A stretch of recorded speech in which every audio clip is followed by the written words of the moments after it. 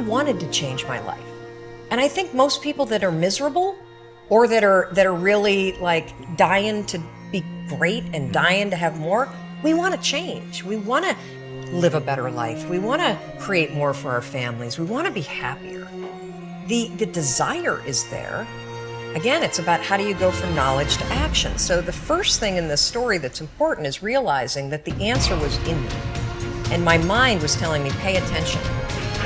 It's your job to push yourself. All performance, all improvement in personal performance begins with an improvement in your self-concept. All improvement in personal performance, in what you do on the outside, begins with an improvement in your self-concept, in your beliefs about yourself. You change your beliefs about yourself on the inside, you change the reality of your life on the outside. When you first say these new affirmations, they won't feel real because they're butting up against the existing affirmations that are already hardwired in your brain. So what we have to remind ourselves is the way I got here is through the affirmations that were stated unconsciously. When I was homeless back in the 70s in Dallas and struggling, my affirmations were negations. It's like nothing's working out for me. It's me against the world. I felt totally alone. I was angry. And everything I repeated were affirmations of self-destruction. But I didn't know it. When we introduce new affirmations, we're going to feel like, oh, I'm just lying to myself. Of course you're lying to yourself. You're starting a new self-creation at this very point in time. As you keep repeating it, you'll get more comfortable with it. It'll rewire your brain, and it'll start to become the new truth. It'll become second nature to you, to the point where you don't think about it anymore, because now you have a new mindset. How did you get it? By creating a new habit, the habit of positive affirmations. And so as you begin to look at where you want to go, beginning to embrace that, it's possible. I'm blessed and highly favored. I've got a lot going for me. I got some good stuff in me. And it's possible that I can bring my greatness out here in the universe. That I can do what I want to do. It's possible I can write my own book. I can have my own business. I can take the trip and travel around the world. It's possible. I can bounce back from adversity and reinvent my life. It's possible. Regardless of where I am, that things can get better for me.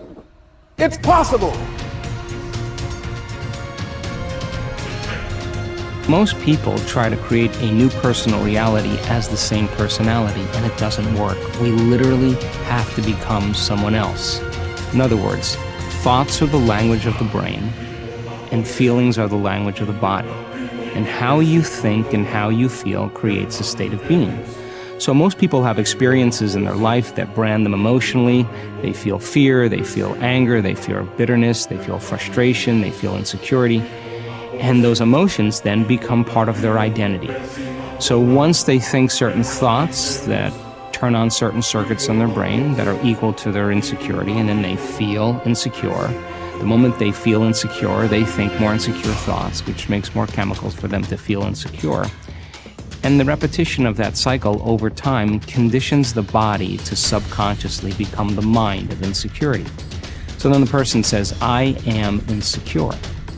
And whenever you say, I am anything, you're commanding your mind and body towards a destiny. So then most people's biology is, for the most part, their past. And so if you're not being defined by the vision of the future, some new possibility in your life, you're only left with the old circuitry in your brain and the old emotions of the past. So the question then is, can you believe in a future that you can't see or experience with your senses yet, but you've thought about enough times in your mind that your brain is literally changed to look like the experience has already occurred? Now, the latest research in neuroscience says you can change your brain just by thinking.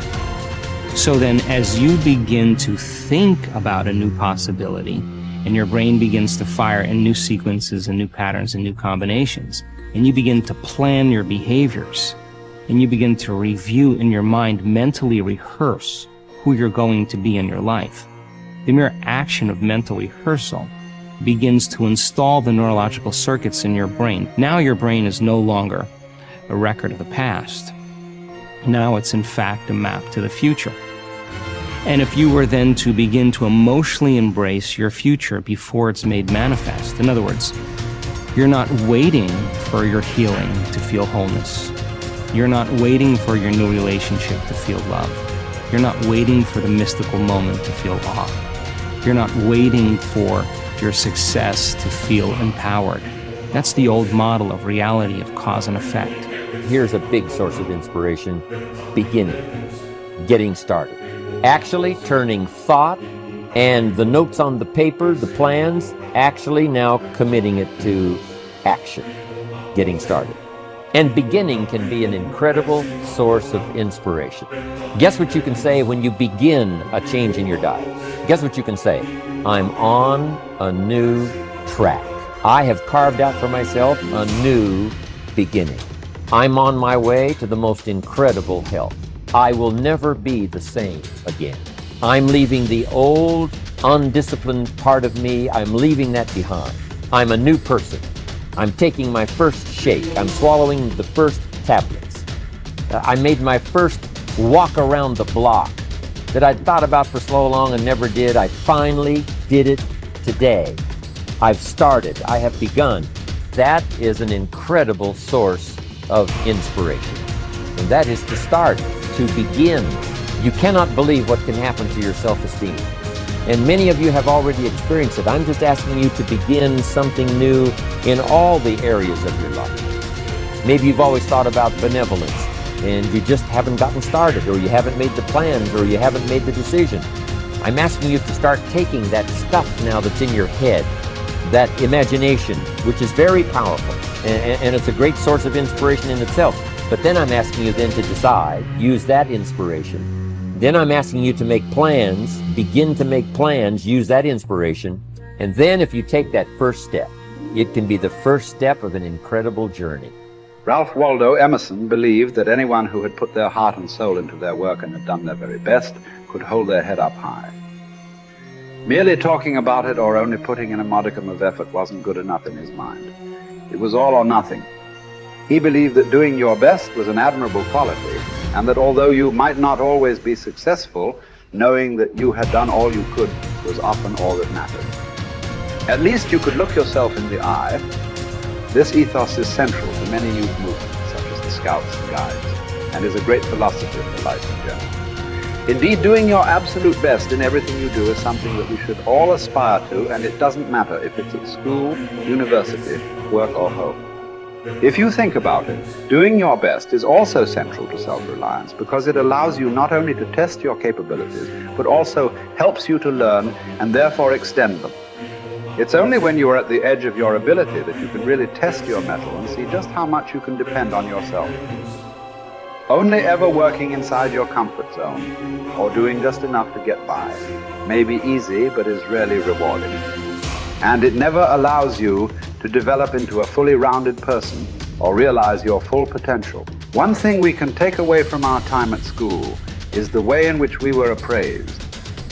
Although achievement was important, so was effort, and it was this that measured just how much of our heart and soul we put into our studies. We may not always have got the grades we wanted, but it showed that we had tried. I, for one, always knew what mattered when my report came home. Effort. It's a shame we don't have a similar measurement system at work, as this would allow organizations to identify the true stars who put their heart and soul into their work, and who therefore want the company to succeed. When you are working on your next task, give it your full concentration and really put the effort in to produce the best possible end result. Even if it doesn't lead to glittering success, you should be proud of yourself for doing your very best. No man fails who does his best.